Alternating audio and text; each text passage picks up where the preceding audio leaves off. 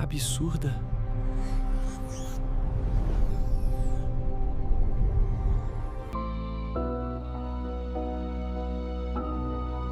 Friedrich Nietzsche, el vértigo del eterno retorno y el eco de un Dios muerto. Friedrich Nietzsche no fue un filósofo de respuestas cómodas. Fue un profeta del abismo, un médico de la cultura occidental que diagnosticó su enfermedad terminal con una lucidez tan brutal que lo arrastró a él mismo a las sombras. Su pensamiento es un martillo con el que pretendía hacer añicos los ídolos milenarios, la moral, la religión, la verdad absoluta, para auscultar su interior y revelar su vacuidad. En el corazón de su laberíntico y aforístico proyecto filosófico, yace una de las ideas más vertiginosas y exigentes jamás concebidas, el eterno retorno de lo idéntico. Este concepto no es una mera curiosidad cosmológica, es el examen final, la prueba de fuego psicológica que surge como consecuencia directa de su proclamación más infame y malinterpretada: Dios está muerto. Analizar el eterno retorno es trazar el mapa de toda la filosofía nietzscheana. Es comprender que la muerte de Dios no fue un grito de triunfo ateo, sino el lamento por un cataclismo, la pérdida del horizonte que daba sentido, propósito y valor a la existencia humana durante 2 milenios. Este ensayo se propone explorar la profunda conexión entre la pérdida de un anclaje trascendental y la necesidad de crear un nuevo centro de gravedad, uno tan poderoso que nos obligue a amar la vida en la Tierra con una intensidad incondicional. Viajaremos desde el diagnóstico del nihilismo hasta la propuesta del Übermensch, superhombre, como aquel capaz de soportar la carga más pesada, la de vivir cada instante como si fuera a repetirse por toda la eternidad. Asimismo, examinaremos la vida del hombre detrás del filósofo, sus amistades rotas, su dolorosa soledad, su trágico descenso a la locura y, finalmente, la resonancia de su martillo en nuestro mundo contemporáneo, un eco que se percibe incluso en lugares tan inesperados como la ciencia de Gaia. El crepúsculo de los ídolos, la muerte de Dios y el advenimiento del nihilismo. Para entender el eterno retorno, primero hay que entender el vacío que vino a llenar. La filosofía de Nietzsche comienza con un diagnóstico. Al observar la Europa del siglo XIX, vio una civilización que, a pesar de su aparente fe y su moralidad cristiana, ya no creía verdaderamente en sus propios cimientos. La ciencia, la ilustración y el racionalismo habían erosionado de tal manera la plausibilidad de un Dios interventor y de un orden moral divino, que la fe se había convertido en una cáscara vacía, una costumbre social desprovista de su poder metafísico. Dios ha muerto. Dios sigue muerto. Y nosotros lo hemos matado. Esta célebre frase, pronunciada por un loco en la ciencia jovial o la Gaia ciencia, no es una declaración de ateísmo militante. Es un obituario. Nietzsche no celebra la muerte de Dios, describe un evento cultural y sus aterradoras consecuencias. El nosotros es crucial. La humanidad, a través de su propia búsqueda de la verdad, la ciencia, ha hecho insostenible la creencia en el fundamento de su propia moral. Hemos matado a Dios con nuestro propio intelecto, y ahora estamos solos, huérfanos en un cosmos indiferente. La muerte de Dios significa el colapso de todo el sistema de valores platónico-cristiano que había sostenido a Occidente. Si no hay un Dios que garantice la verdad, entonces la verdad objetiva se desvanece. Si no hay un orden divino que dicte el bien y el mal, entonces la moralidad se revela como una construcción humana. Si no hay un cielo que recompense el sufrimiento o un infierno que castigue la maldad, entonces el propósito de la vida ya no está escrito en las estrellas, simplemente no existe. El resultado inevitable de este colapso es el nihilismo. Nietzsche lo define como la devaluación de todos los valores supremos. Si los valores que daban sentido a la vida, Dios, verdad, bien, se revelan como falsos, la conclusión lógica es que nada tiene sentido. El nihilismo es la sombra que sigue a la muerte de Dios, una fatiga existencial, un sentimiento de futilidad y desesperanza. El hombre moderno, enfrentado a este vacío, corre el riesgo de convertirse en el último hombre descrito en Así habló Zaratustra, un ser conformista, que busca solo la comodidad y la seguridad, sin grandes pasiones, sin grandes anhelos, que ha inventado la felicidad en forma de una existencia trivial y sin riesgos. El último hombre es la encarnación del nihilismo pasivo, la rendición ante la falta de sentido. Nietzsche, sin embargo, no se resigna. Ve el nihilismo no solo como un peligro, sino también como una oportunidad. Es una fase de transición, una enfermedad que debe ser superada. Si los viejos valores han muerto, es porque eran valores que negaban la vida. La moral cristiana, según Nietzsche, era una moral de esclavos, nacida del resentimiento de los débiles contra los fuertes. Glorificaba la humildad, la compasión y el sufrimiento, y demonizaba la fuerza, el orgullo y la pasión. Era una moral que situaba el verdadero valor de la vida en un más allá ficticio, devaluando así la única vida que tenemos, la terrenal. La muerte de Dios, por lo tanto, es una liberación. Nos libera de la jaula de la moralidad antivital y nos obliga a crear nuestros propios valores. Aquí entra en juego otro concepto clave, la voluntad de poder, Will zur Macht. Malinterpretada grotescamente por los nazis como una simple voluntad de dominación política, para Nietzsche era algo mucho más fundamental. Es el impulso inherente a todo ser vivo de crecer, expandirse, superar obstáculos, autosuperarse y expresar su máxima potencia. No es la voluntad de vivir, como en Schopenhauer, sino la voluntad de ser más. Es el artista que lucha con el mármol, el filósofo que crea nuevos conceptos, el individuo que se disciplina para alcanzar una meta. La voluntad de poder es la fuerza creativa y afirmativa que puede llenar el vacío dejado por Dios. Es la respuesta al nihilismo. Ya que no hay un sentido preestablecido, debemos imponer un sentido a la existencia a través de nuestra propia voluntad creadora. El peso más grande, el eterno retorno como imperativo existencial. En este escenario de un universo sin Dios y sin propósito inherente, donde solo la voluntad de poder ofrece un camino a seguir, Nietzsche introduce su pensamiento más abismal. Lo presenta no como una doctrina, sino como una pregunta, un experimento mental en el aforismo 341 de la ciencia jovial. ¿Y si un día o una noche un demonio se deslizara furtivamente en tu más solitaria soledad y te dijera, esta vida, como la vives ahora y la has vivido, deberás vivirla aún otra vez e innumerables veces, y no habrá en ella nada nuevo, sino que cada dolor y cada placer y cada pensamiento y cada suspiro, y todo lo indeciblemente pequeño y grande de tu vida deberá retornar a ti, y todo en el mismo orden y sucesión? ¿No te arrojarías al suelo y rechinarías los dientes y maldecirías al demonio que te ha hablado de esta forma? ¿O has vivido alguna vez un instante prodigioso en el que le hubieras respondido, tú eres un Dios y jamás he oído nada más divino? Esta es la prueba definitiva. El eterno retorno no es una promesa de reencarnación o de una vida mejor la próxima vez. Es la repetición exacta, infinita y sin escapatoria de esta misma vida. Cada error, cada vergüenza, cada momento de aburrimiento, cada dolor insoportable, junto con cada alegría, cada triunfo y cada instante de belleza. Todo volverá, por siempre. La reacción a esta idea divide a la humanidad en dos.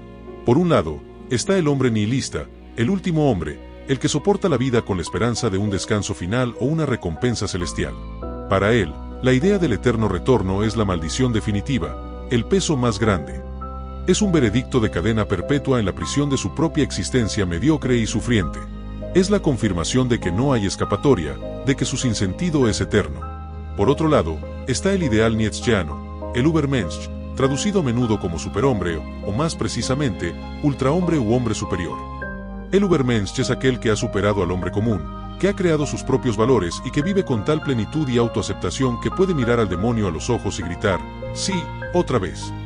Es el ser humano que afirma la vida de manera tan radical que desea que cada uno de sus momentos, incluso los más terribles, se repita eternamente, porque entiende que cada uno de ellos fue necesario para convertirlo en quien es.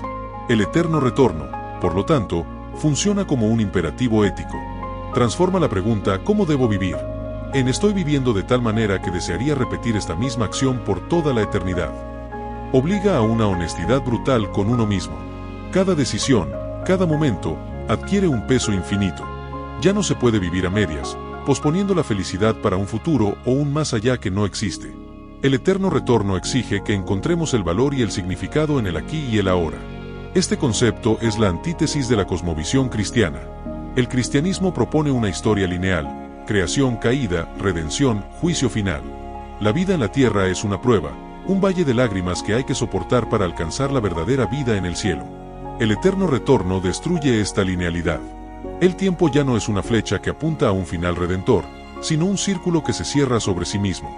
El centro de gravedad de la existencia se traslada del cielo a la tierra. Esto es lo que Nietzsche llama amor fati, el amor al destino. No la resignación pasiva, sino el amor activo y apasionado por todo lo que ha sucedido, sucede y sucederá. Es abrazar la totalidad de la vida, con su caos, su sufrimiento y su alegría, y decir sí a todo ello. El Übermensch es el que encarna el amor fati, y por tanto, el que puede afirmar el eterno retorno. El hombre tras el martillo, soledad, amistad y locura. La filosofía de Nietzsche no puede separarse de su biografía. Su pensamiento radical fue forjado en el yunque de un sufrimiento físico y un aislamiento social casi constantes. Nacido en 1844 en el seno de una familia luterana, su padre y sus dos abuelos eran pastores, su brillantez académica fue meteórica. Se convirtió en catedrático de Filología Clásica en la Universidad de Basilea a la edad de 24 años, un logro sin precedentes. Sin embargo, su salud siempre fue precaria. Desde joven sufrió migrañas cegadoras, problemas digestivos y un deterioro de la vista que lo dejó casi ciego.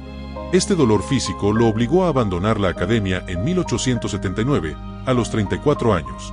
A partir de entonces, se convirtió en un filósofo errante, un apátrida que vagaba por Suiza, Italia y Francia en busca de un clima que aliviara sus dolencias. Esta vida de soledad fue a la vez una tortura y una condición necesaria para su obra. Lejos de las distracciones de la vida académica y social, pudo dedicarse por completo a su misión filosófica. Sus relaciones personales fueron pocas, pero intensas y, a menudo, tormentosas. La más significativa fue su amistad inicial con el compositor Richard Wagner. Nietzsche vio en Wagner la encarnación del genio dionisíaco, el artista que podría revivir la cultura trágica de los griegos y salvar a Alemania de la decadencia. Sin embargo, la amistad se agrió y se convirtió en una hostilidad implacable. Nietzsche se sintió traicionado por el creciente nacionalismo, el antisemitismo y, sobre todo, la conversión de Wagner al cristianismo con su ópera Parsifal. Para Nietzsche, Wagner había sucumbido a la misma moralidad de rebaño y a la negación de la vida que él combatía. La ruptura con su ídolo fue un acto doloroso, pero necesario de autoafirmación. Otra relación crucial y devastadora fue con la brillante e independiente intelectual rusa Lou Andrea Salomé. Junto con su amigo común, el filósofo Paul Rée, formaron un trío intelectual. Nietzsche se enamoró profundamente de Lou, viendo en ella a su igual, una discípula y compañera perfecta. Le propuso matrimonio 2 veces, pero fue rechazado. La ruptura, orquestada en parte por las intrigas de la hermana de Nietzsche, Elisabeth, lo sumió en una profunda desesperación y reforzó su sentimiento de aislamiento.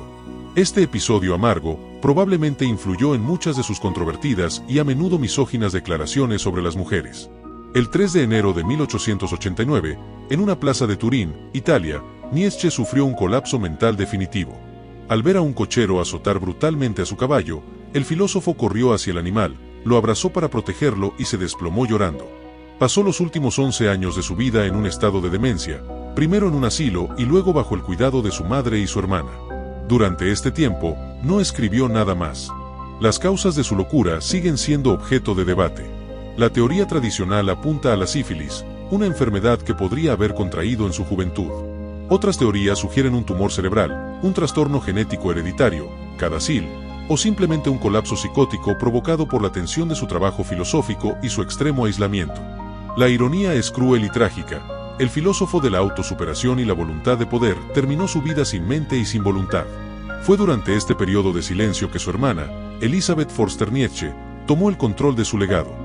Compiló y editó sus notas inéditas en un libro titulado La voluntad de poder, manipulando y reordenando los fragmentos para que se ajustaran a su propia ideología nacionalista y antisemita, una distorsión que facilitaría la posterior apropiación de Nietzsche por parte del Tercer Reich.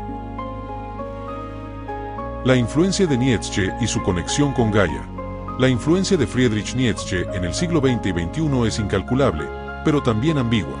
La apropiación de su filosofía por los nazis, quienes convirtieron al Übermensch en un ideal racial ario y la voluntad de poder en una justificación para la conquista militar, proyectó una sombra oscura sobre su obra durante décadas.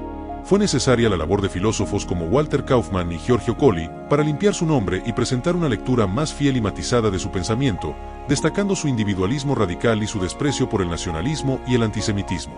Una vez rehabilitado, su impacto se extendió por todos los campos de la cultura. Filosofía. Es el padre fundador del existencialismo. Pensadores como Jean-Paul Sartre y Albert Camus tomaron su idea de un universo sin sentido como punto de partida para explorar la libertad y la responsabilidad humanas de crear valor. También es un precursor del postestructuralismo. Michel Foucault, con su análisis del poder, y Jacques Derrida, con su deconstrucción de la verdad, están profundamente en deuda con la crítica nietzscheana de la moral y la verdad, su perspectivismo. Psicología. Sigmund Freud admitió que Nietzsche tenía una comprensión de sí mismo más penetrante que la de cualquier otro hombre que haya vivido o pueda vivir. Conceptos como la sublimación y la lucha entre los impulsos, el ello y el superyo, tienen claros paralelos con el análisis nietzscheano de la psique humana. Literatura y arte. Escritores como Thomas Mann, Germán S., André Gide y artistas de vanguardia se inspiraron en su llamado a la creación de nuevos valores y a la superación de las convenciones burguesas. En el siglo XXI, la filosofía de Nietzsche sigue siendo profundamente relevante. En una era cada vez más secularizada, Su análisis del nihilismo y su llamado a crear un sentido personal resuenan con fuerza. La idea del eterno retorno, en particular, funciona como un poderoso antídoto contra la cultura de la distracción y la vida virtual. Nos pregunta, ¿estás viviendo una vida que valga la pena repetir? ¿O estás desperdiciando tu única oportunidad en la trivialidad? Una conexión más sorprendente y especulativa, pero temáticamente coherente, es la que se puede trazar entre el pensamiento de Nietzsche y la ciencia Gaia. Propuesta por el científico James Lovelock en la década de 1970, la hipótesis de Gaia postula que la Tierra y sus sistemas biológicos se comportan como un único superorganismo autorregulado. La vida en la Tierra no simplemente se adapta a su entorno, sino que lo crea y lo mantiene activamente para su propia supervivencia. A primera vista, la conexión parece tenue. Nietzsche era un filólogo y filósofo, no un ecologista. Sin embargo, el espíritu de ambas ideas comparte un fundamento común, un giro radical hacia la inmanencia y la tierra. El grito de Zaratustra es: yo os conjuro, hermanos míos, permaneced fieles a la tierra y no creáis a quienes os hablan de esperanzas supraterrenales. Nietzsche combate a los despreciadores del cuerpo y a todos aquellos que sitúan el valor fuera de este mundo. Su filosofía es un intento de resantificar la existencia terrenal. La hipótesis de Gaia, desde el ámbito de la ciencia, logra algo similar.